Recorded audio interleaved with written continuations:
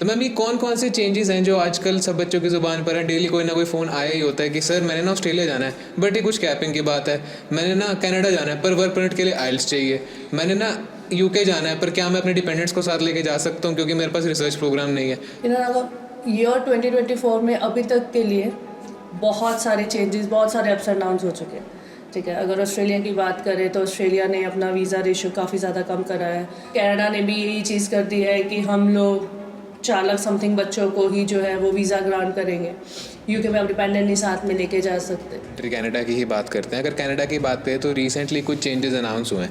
उन चेंजेस के बारे में मैम क्या से है आपका कि वो सही हैं गलत हैं? आप जैन 25 से ठीक है आप अपना DLI चेंज नहीं करा सकते क्योंकि बच्चों ने ये चीज़ें करी है। यहाँ पे डिप्लोमास के साथ जिनके ऑलरेडी वीज़ाज आ चुके हुए थे, जिनकी क्लासेस सितंबर इनटेक के लिए थी, उन वाले बच्चों ने अभी के लिए रिसेंट में वहाँ पे जाके अपने रिफंड्स लिए हैं। देखो ऑस्ट्रेलिया में डे वन से यही था कि अगर आपका 1 साल का गैप हो गया, यू कांट एक्सपेक्ट कि आपका वीज़ा आ जाएगा। लेकिन आप सोच भी नहीं सकते हो आज की डेट में इमिग्रेशन आपसे क्या डिमांड कर सकते। आपके पास एजुकेशन लोन है, आपने लोन के लिए कौन सी प्रॉपर्टी प्लेज कराई है। इनफैक्ट अगर आप लोन ले भी रहे हो उसकी आप रीपेमेंट कैसे करने वाले हो।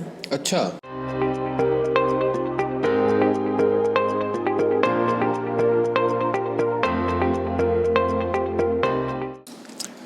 hello everyone, welcome back to the channel of the Immigration Gurus. My name is Raghav Chanda and this is Talk with TIG, a podcast series in which we try to tell you what are the ongoing changes and what you can see for yourself in the future if you are planning to go abroad.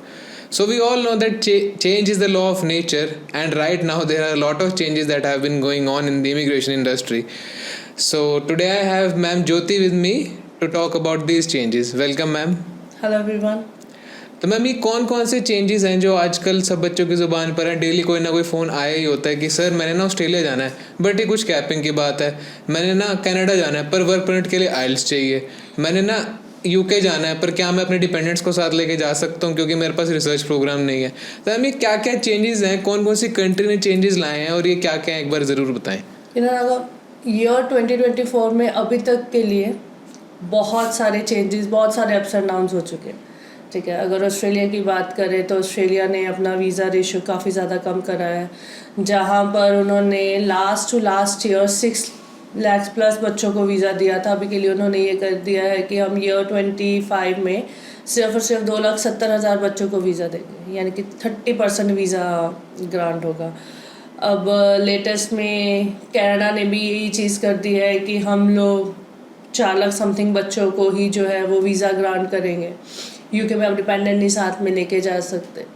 Changes अगर मेरे point of view से आप ये देखो तो ये changes हो रहे हैं, ये हम लोगों के बेटरमेंट के लिए ही हैं, क्योंकि वो कहते हैं ना कि बहुत सारे बच्चे ऐसे हैं जिन्होंने गलत चीज़ों का फ़ायदा, मतलब सही चीज़ों का फ़ायदा उठाया है गलत तरीके से, जिसकी वजह से इमिग्रेशन पहले लीनियंट थी, आज की डेट में वो स्ट्रिक्ट हो रही है। बट स्ट्रिक्टनेस अगर वो कहीं ना कहीं पे कर रही है तो वो सिर्फ इस बेटरमेंट के लिए है कि आने वाली जनरेशन, जो आने वाला फ्यूचर वहाँ पे जो बच्चा आएगा 2025 में, ठीक है, वो वाला बच्चा सिर्फ और सिर्फ क्लीन बच्चा होगा, जिसका मोटिव वहाँ पे आना, वहाँ पे पढ़ना, वहाँ के कल्चर को अडेप्ट करना, कुछ नई चीज़ें सीखना वहाँ से, और वहाँ के एटमॉस्फेयर में इस तरह से एडजस्ट हो जाना जिस तरह से आप करंट अपनी कंट्री के एटमॉस्फेयर में एडजस्ट हो।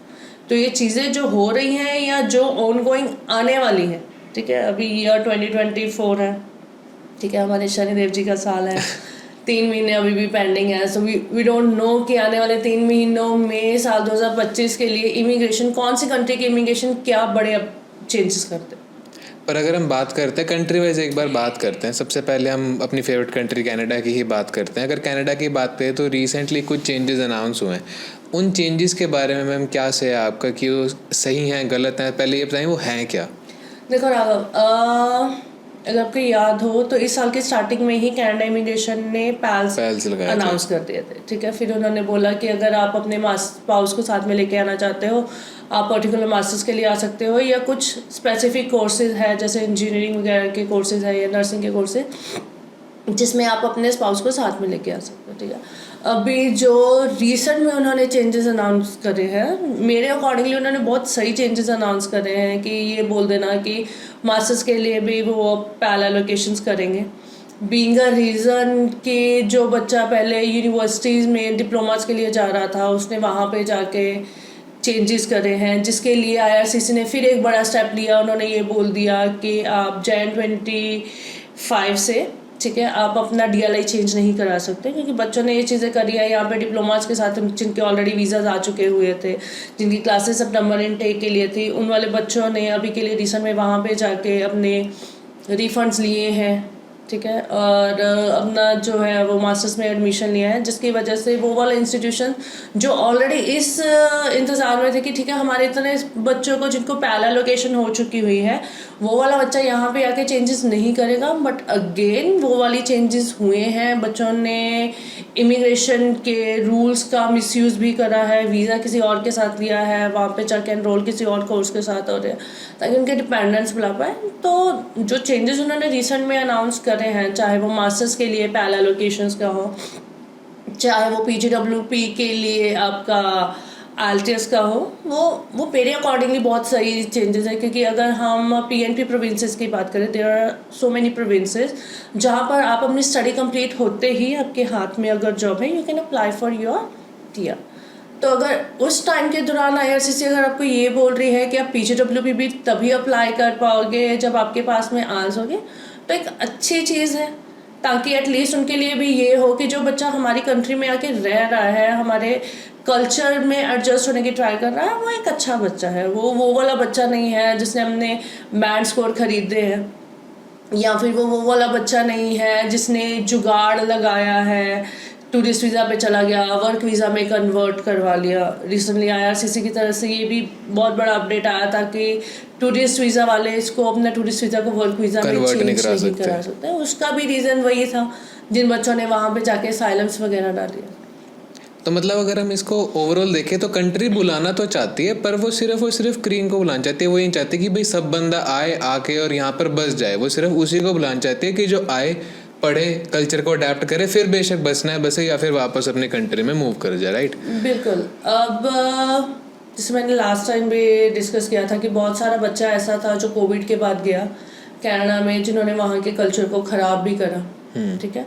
तो इमिग्रेशन को भी इन चीज़ों के बारे में पता चलता है जब वहाँ के लोकल लोग ये बात करते हैं कि भाई ठीक है, आप अपनी इकनॉमी को स्ट्रॉन्ग करने के लिए आप इंटरनेशनल्स को बुला तो रहे हो, बट वो इंटरनेशनल आके हमारे यहाँ का कल्चर ख़राब कर रहे हैं, ठीक है। वो होता है ना कि अगर हमारे घर में भी कोई बैड पीपल्स आ जाते हैं जो ठीक है, जिनको हम चाहते तो हैं वो हमारे घर में है, पर आगे वो हमारे घर का माहौल ख़राब कर देता है, तो हमें भी पसंद नहीं होता, ठीक है।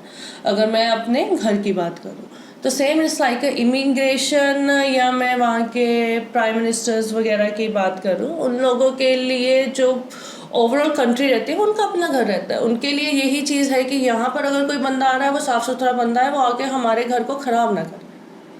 तो आने वाले टाइम में आई वॉज एक्सपेक्टिंग कि शायद IRCC ये भी अनाउंस ना कर दे कि स्पाउस वीज़ा पर आप अपने डिपेंडेंट्स को सिर्फ और सिर्फ तभी बुला सकते हो अगर उनके पास आपके इक्वल लेवल की क्वालिफिकेशन है। तो अब ये जो 3 महीने रह गए उसमें हम ये एक्सपेक्ट कर सकते हैं कि ऐसा कुछ हो जाए। वी कैन एक्सपेक्ट एनीथिंग, क्योंकि कनाडा इमिग्रेशन में जो रिसेंट में चेंजेस हो रहे हैं, ये वो चेंजेस हैं जो न्यूजीलैंड इमिग्रेशन या ऑस्ट्रेलिया इमिग्रेशन स्टार्टिंग से लेती आ रही, ठीक है ना। कि आपके पास अगर आपकी स्टडी से रेलिवेंट आपके पास जॉब है, आपके पास एक्सपीरियंस है, you can apply for the PR। Open work permits नहीं होते हैं, ठीक है। डिपेंडेंट्स को आप बुला सकते हो, बट ऑस्ट्रेलिया में है कि आप डिपेंडेंट को तभी आप लेके जा सकते हो जब अगर आप उनके पास बैचलर्स डिग्री है। बट कनाडा इमिग्रेशन में डजंट मैटर कि आपके स्पाउस की क्वालिफिकेशन क्या है, कोई भी पर्सन आपके साथ अगर आप बुलाना चाहते हो आप आ सकते हो। उसके लिए पीछे ना बच्चों ने काफ़ी ज़्यादा प्रोटेस्ट भी करा, बिकॉज दे सेड कि हमें हमारी डिग्निटी के अकॉर्डिंगली हमें वहाँ पे जॉब नहीं मिल पा रहा। इट्स लाइक कि अगर मैं बैंक मैनेजर हूँ, मैं एक अच्छी कंपनी में एक अच्छी पोस्ट पर, मैनेजर पोस्ट पर हूँ, मुझे वहाँ पर जाके लोअर लेवल से स्टार्ट करना पड़ रहा है, मेरे लिए वाइट कॉलर जॉब नहीं है। That is the reason IRCC या कोई भी, अगर मैं इमिग्रेशन की बात करूँ, वो हार्ड स्टेप ले रहे हैं ताकि जो लोग वहाँ पे आ रहे हैं इमिग्रेंट्स, उन इमिग्रेंट्स को कोई परेशानी भी ना हो, क्योंकि उनकी सेफ्टी का भी ध्यान रखना उसी कंट्री की रिस्पॉन्सिबिलिटी है कि हाँ, या अगर कोई इमिग्रेंट मेरी कंट्री में आ रहा है, इसको अगर अपनी कंट्री में वापस जाना है या इसी कंट्री में रहना है, तो मेरी दूसरी कंट्री के साथ भी कोई रिलेशन में क्लैशेस ना हो जाए, जिसकी वजह से कि आने वाले टाइम में हमारा जो काम है किसी भी कंट्री के साथ वो पूरा बंद हो जाए। तो मैम भी आपने बात करी कि ऑस्ट्रेलिया और न्यूजीलैंड तो पहले ही ये सब कर चुका है, तो फिर अब क्या कर रहा है ऑस्ट्रेलिया ने? ऐसा कि बच्चे डरे पड़े हैं जिन्होंने अपनी फाइल्स लगा रखी थी वो विड्रॉ कर रहे हैं, वो कह रहे हैं होना तो है नहीं, साल का गैप आ चुका है, इतने टाइम से उन्होंने वीज़ा दिया नहीं, अब कैपिंग और लगा दिया। तो ऐसा क्या डर पैदा किया ऑस्ट्रेलिया ने? देखो, ऑस्ट्रेलिया में डे वन से यही था कि अगर आपका 1 साल का गैप हो गया, यू कांट एक्सपेक्ट कि आपका वीज़ा आ जाएगा अनटिल और अनलेस आपके पास गैप जस्टिफिकेशन नहीं है। अभी के लिए जो ऑस्ट्रेलिया इमिग्रेशन ने रिसेंट में चेंजेस करे हैं, वो पहले कोई भी थर्ड पर्सन आपको स्पॉन्सर कर सकता था, अभी के लिए सिर्फ और सिर्फ आपके पेरेंट्स आपको स्पॉन्सर कर सकते हैं। अगर कोई थर्ड पर्सन भी आपके स्पॉन्सर कर रहा है, फॉर एग्जांपल आपके चाचा मामा ताया कोई भी स्पॉन्सर आपको कर रहा है, मेक श्योर कि आपके पेरेंट्स की 10 लाख रुपए इनकम होनी चाहिए। पहले तो होता था 4-4.5 लाख रुपए इनकम हो गई, एजेंट्स ने MSME सर्टिफिकेशंस वगैरह बनवा दिए, दिखा दिया कि इनका बिजनेस है। अभी के लिए इमिग्रेशंस मांग रही हैं या यूनिवर्सिटीज़, पहले तो यूनिवर्सिटीज़ के ही आप GST राउंड वगैरह नहीं क्लियर कर पाओगे, बीइंग द रीज़न कि आपको फंड्स देने हैं, ठीक है। पहले 3 महीने पुराना फंड चाहिए था, अब 3 महीने पुराना फंड विद सोर्स चाहिए, ठीक है। कि वो ऐसा नहीं होना चाहिए कि आप फैब एंड डे के लिए आप ट्राई कर रहे हो, हमने सितंबर में पैसा डलवा दिया कि मेरा पैसा तो ऑटोमेटिकली जब तक मेरा COE का टाइम आएगा मेरा, उससे पहले पहले मेरा फंड जो है वो 3 महीने पुराना आ जाए। They are asking for the source कि आपके पास वो पैसा कहाँ से आ रहा है। आपके पेरेंट्स की, अगर आपको सिंगल पेरेंट स्पॉन्सर कर रहा है, 10 लाख रुपए इनकम होनी चाहिए, ठीक है, विद जेन्युइन सोर्स। अगर आप अपना MSME वगैरह लगा रहे हो, GST सर्टिफिकेशंस वगैरह होने चाहिए, क्योंकि अगर आप अपनी 10 लाख रुपए अपनी पर्सनल सेविंग्स की आप ये दिखा रहे हो कि मेरी इनकम है, दैट मीन्स कि आपकी जो प्रोफेशनल इनकम है वो ज़्यादा होगी, तभी आप अपनी पर्सनल IT 10 लाख रुपए भरे ना। GST सर्टिफिकेशंस चाहिए आपको, उद्योग रजिस्ट्रेशंस वगैरह, सारे एविडेंस।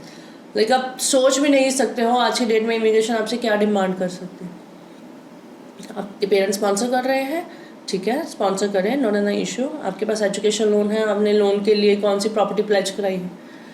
इनफैक्ट अगर आप लोन ले भी रहे हो, उसकी आप रीपेमेंट कैसे करने वाले हो? अच्छा, आपके पास रीपेमेंट का अमाउंट भी है। फॉर एग्जांपल आपके 50,000 रुपये आपके मंथली का उन्होंने ये बना दिया कि आपको EMI पे करनी है, दैट मीन्स आपको पूरे साल की 6 लाख रुपये इंस्टॉलमेंट्स पे करने हैं बैंक को। अब 6 लाख का मतलब ये है कि अगर आपकी 12 लाख रुपए इनकम है तभी आप 6 लाख रुपए की रीपेमेंट कर सकते हैं। क्योंकि कोई भी इमिग्रेशन जब देखती है वो ये नहीं देखती कि बच्चा यहाँ पे आ रहा है, वो ये भी देखती है कि उसके पीछे वाले मेंबर सर्वाइव कैसे करें, फैमिली टाइज भी चेक होते हैं। बिल्कुल, इसीलिए मेजॉरिटी में अगर आप कभी रिजेक्शन का रीज़न देखो ना, तो उनके स्ट्रॉन्ग फैमिली टाइज, फाइनेंशियल्स के ऊपर, चाहे वो कनाडा है चाहे ऑस्ट्रेलिया है, ठीक है, इन कंट्रीज़ के ऊपर ये स्पेसिफिक रीज़न की वजह से ही रिजेक्शंस आते हैं कि आपकी इनकम्स अच्छी नहीं। अच्छा, इसलिए बच्चा आज की डेट में इतना डरा हुआ है कि वी डोंट नो कि हम अप्लाई भी कर रहे हैं, हमारा फ्यूचर में वीज़ा आएगा भी या नहीं आएगा। क्योंकि पहले तो बात होती थी 1 लाख रुपए तक के। अगर मैं ऑस्ट्रेलिया की बात करूँ तो आज की डेट में तो नियर अबाउट 1 लाख तो इमिग्रेशन फ़ीस ही होगी, ठीक है। अगर मैं इमिग्रेशन फ़ीस मेडिकल वगैरह की बात करूँ तो बच्चा 90,000 रुपये तक तो पहुँच ही जाता है, ठीक है। फिर फीस पे करी होती है, उसको रिफंड मंगवाना है, जब तक COE नहीं आता तब तक के लिए तो ये होता है ना, GST राउंड तक जब तक आपका क्लियर नहीं हुआ आपका तो कोई लॉस नहीं है। पर जैसे ही आपका GST राउंड क्लियर हो गया, COE आ गया, इमिग्रेशन ने आपके फाइनेंशियल स्टाइस के ऊपर रिजेक्शन लगा दिया, दैट मीन्स आपका कम से कम भी 2 लाख रुपये का नुकसान।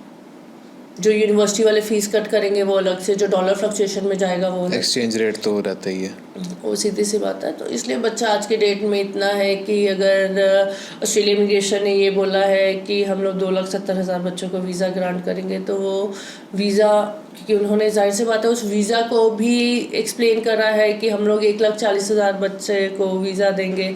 वो वीज़ा आएगा यूनिवर्सिटी वालों के लिए, 90,000 हम लोग देंगे उन बच्चों के लिए जो वोकेशनल कोर्सेज़ के लिए जा रहे हैं, 30,000 उनके लिए देंगे जो बच्चा वहाँ पर आ रहा है प्राइवेट इंस्टीट्यूशंस में पढ़ने के लिए। ये तो वो चीज़ें हैं। क्या ये जो वीज़ाज़ हैं जो 2,70,000 देने, इसमें कुछ ऐसी बाइफर्केशन है कि लेवल 1 की यूनिवर्सिटीज़ को मैंने इतने देने, लेवल 2 वाले को इतने देने और वोकेशनल कोर्सेज़ वाले को इतने देने? राघव, जब इमिग्रेशन वीज़ा ग्रांट करती है तो उनकी जाहिर सी बात है पहली प्रेफरेंस ये रहती है जो अच्छी रैंकिंग यूनिवर्सिटीज़ में जो अच्छा बच्चा आ रहा है उसके लिए। फिर वोकेशनल कोर्सेज़ में वही चीज़ आ जाएगी, आप कुकरी हॉस्पिटैलिटी वाले कोर्सेज़ को वो ये नहीं करेंगे, वो प्रेफर करेंगे जो बच्चा ITA डिप्लोमा वगैरह के लिए आ रहा होता है, ठीक है, ट्रेड कोर्सेज के लिए। आज के डेट में सब जगह पर ही ट्रेड कोर्सेज की डिमांड है, तो आपकी कोर्स सिलेक्शन बहुत ज़्यादा मैटर करेगी आपके वीज़ा। ठीक है, लेवल 1 लेवल 2 के इंस्टीट्यूशन तो चलो ठीक है, उनका तो वीज़ा सक्सेस वो स्टार्टिंग से ही है कि IRCC की उसके ऑस्ट्रेलिया इमिग्रेशन की तरफ से कि हम लोग वीज़ा इस हिसाब से ही ग्रांट करेंगे। बट आज की डेट में आपका कोर्स सिलेक्शन भी बहुत मैटर करेगा। दैट इज़ द रीज़न कि अगर मैं ईयर 24 में ही मतलब इसी साल की बात करूँ या लास्ट ईयर की बात करूँ, तो इन्होंने आर्ट्स वाले बच्चे को साइडलाइन कर दिया था कि हम लोग आर्ट्स वाले बच्चे को वीज़ा ही नहीं देंगे।